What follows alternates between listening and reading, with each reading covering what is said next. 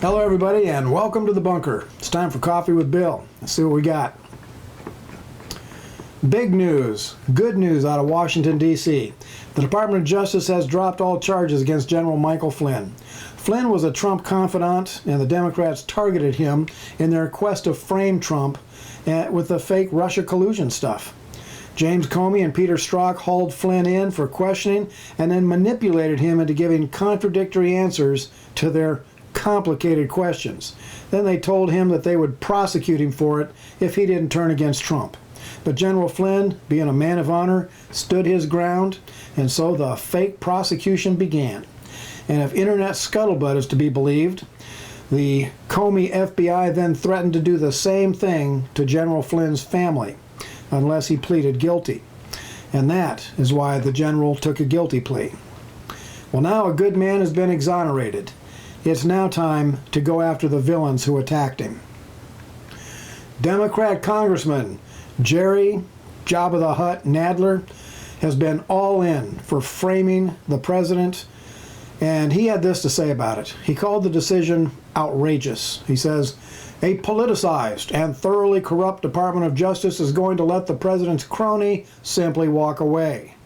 No, Jerry, the fact of the matter is your lies are falling apart. A new Justice Department, under the leadership of an honest president, is taking down your network of lying FBI agents who prey on innocent people to further your dirty political schemes. There's a new sheriff in town." All right, enough with the aggravating nonsense. J.W. Springer has a message to everyone who says America won't reopen strong. He says, Jurassic Park reopened 5 times, and that was after people were eaten alive. If Jurassic Park can do it, so can we. Just when you think California can't get any stupider, look at this. Riverside County is reopening public swimming pools, but you're not going to believe this. Only one person at a time is allowed to be in the pool. How much of this nonsense is the American people going to put up with? Well, patriotic protests against the massive government crackdown are rising up all over the country. And Facebook is announcing that they will block all content that supports the protesters. Facebook and other social media have become left-wing Godzilla monsters who deliberately stomp on freedom of speech for millions every day. You know, I recently spoke out against Drag Queen Story Hour for children. I declared that it is a danger to American children, and Google immediately demonetized all my videos. 10 years worth of videos, and now I don't get a single dime in revenue from them because I dared to speak an unapproved opinion. Well, thank you so much to those of you who clicked that donate button on my YouTube page. You guys are keeping me in the fight, and you're keeping me from being homeless. Several churches are announcing that they are going to hold church services in defiance of government orders, and I think that is the right thing to do. This Saturday, I'm planning to be out on the boardwalk here in Daytona with some Faith Rider friends. We'll see what happens. We'll be there about 10 a.m. If you're in the area, come by and say hello. Well, what do you know? Bible Gateway's verse of the day is 2 Chronicles 7:14.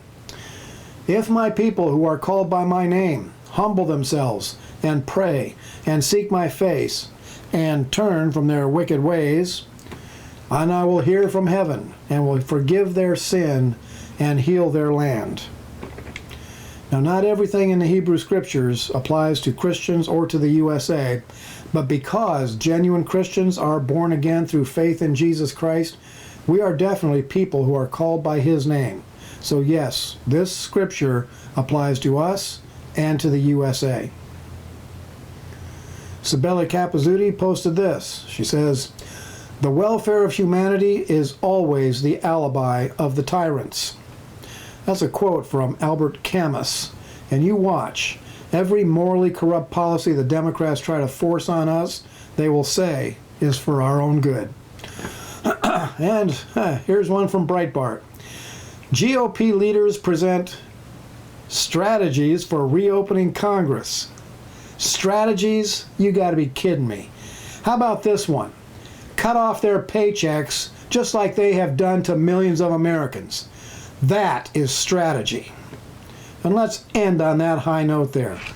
This has been Coffee with Bill. Thanks for watching, and America bless God again.